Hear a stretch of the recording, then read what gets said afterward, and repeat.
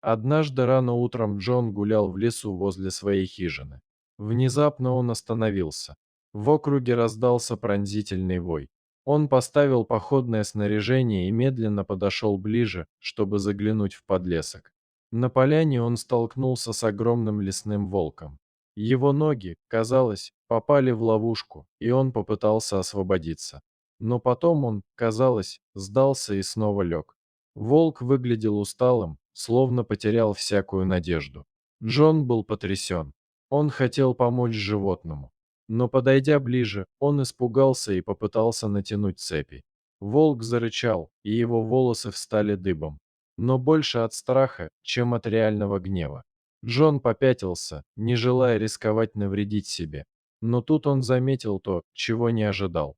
Волк явно был самкой. Но это само по себе не было удивительным. Ее соски были полны молока. Это означало, что где-то должны быть младенцы, с нетерпением ожидающие свою мать, если они еще живы. Кормящие щенки не могут прожить очень долго без своей матери.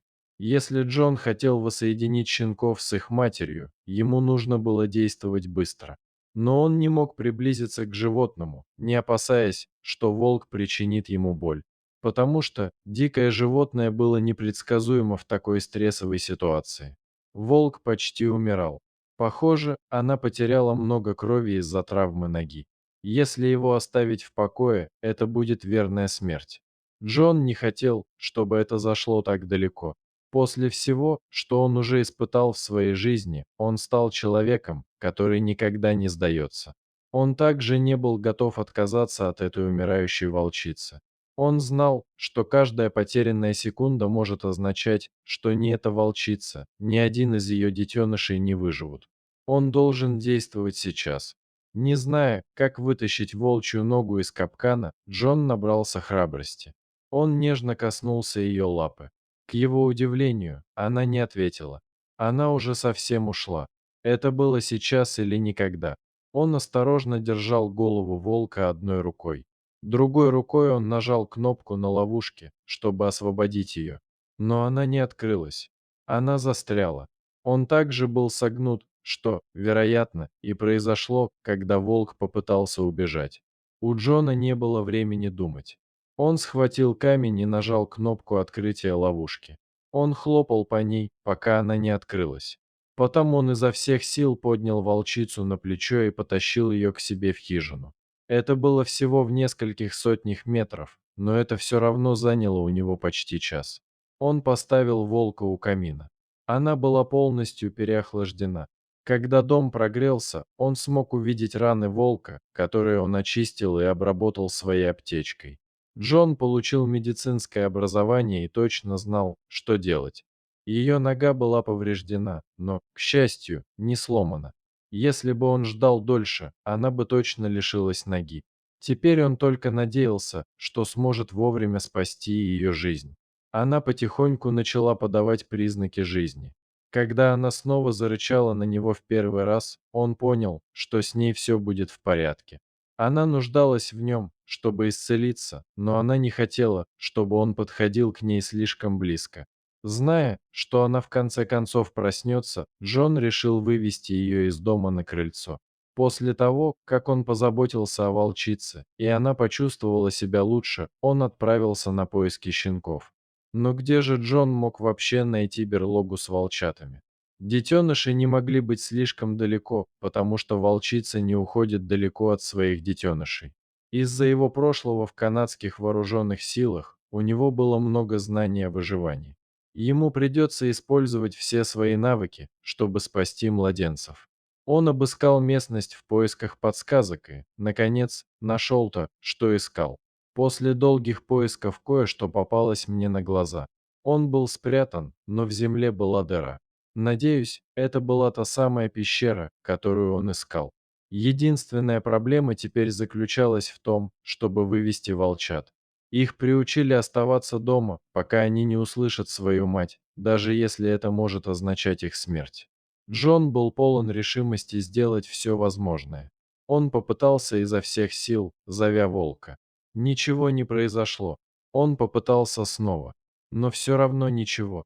Он как раз думал, не опасно ли заходить в пещеру, как вдруг вышел маленький, крохотный волк. Он выл от голода.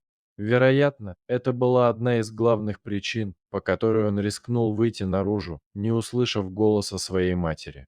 После того, как появился первый ребенок, вскоре последовали и остальные. Зная, что он никогда не сможет нести все четыре, он аккуратно сложил их все в сумку и запечатал ее. Джон должен был проверить, нет ли в берлоге других детенышей. Засунуть голову в волчье логово – плохая идея. Но мысль о том, что он мог оставить кого-то позади, была неприемлемой. Он должен был убедиться. Он лег на живот и заполз внутрь. К счастью, она оказалась не такой глубокой, как он себе представлял. Мужчина обыскал пещеру, но других волков не было видно. Он мог покинуть это место с чистой совестью, зная, что там не осталось щенков. Он схватил мешок со щенками и вернулся к их матери. Было нереально нести сумку с волчатами. Животная мать, должно быть, услышала ее тихое хныканье, когда он приблизился, потому что она начала плакать. Он осторожно уложил щенков и подпустил их к матери по одному. Он надеялся, что его запах на щенках не заставит мать отказаться от них. Щенки узнали свою мать, и все побежали прямо к ней. Они понюхали ее, и Джон на мгновение затаил дыхание. Узнает ли она их? Крепкая авантюристка расчувствовалась, когда начала лизать щенков. Она легла, и вскоре щенки радостно стали пить. Волчица уже некоторое время была с Джоном, и она, должно быть, голодна и хочет пить. Он принес ей несколько кусков мяса и бросил их ей по кусочкам. Она могла не доверять ему, но с радостью принимала пищу, которую он ей давал. У нее не было другого выбора. Джону приходилось выходить каждый день за рыбой или мясом для волков и дровами, и он оставлял свою дверь открытой, чтобы волчата могли зайти погреться. Но он не ожидал, что они пригласят друзей в гости. Но именно это и произошло. Когда Джон однажды вернулся, он испытал сильное потрясение. Его сад кишел целой стаей волков. Они пришли проверить волка. Должно быть, это ее семья искала волчицу и ее детенышей. Но он не был готов к встрече со стаей волков в своем саду. На мгновение Джон застыл в страхе. Щенки прибежали к нему и были так счастливы видеть своего друга. Но все большие волки повернулись, зарычали и встали, подняв шерсть.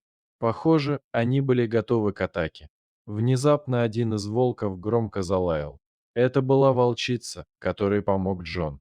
Как только она залаяла, все остальные волки отпрянули и казались совершенно расслабленными. Тем не менее, Джон не недооценивал опасность волчьей стаи. Он быстро вошел в свою хижину и запер за собой дверь. Еще через несколько дней Джон увидел, что волку становится все лучше и лучше. Вскоре она смогла вставать и даже ходить несколько дней спустя. Еще через несколько дней, однажды утром она залаяла на своих щенков, и все они встали и последовали за ней. Джон понимал, что они уйдут навсегда. Он никогда больше не видел ни стаю, ни волка, ни детенышей. Но он знал, что 4 маленьких волчонка и волчица обязаны ему жизнью. Если эта история тронула вас так же сильно, как и нас, вам стоит подписаться на наш канал. До свидания.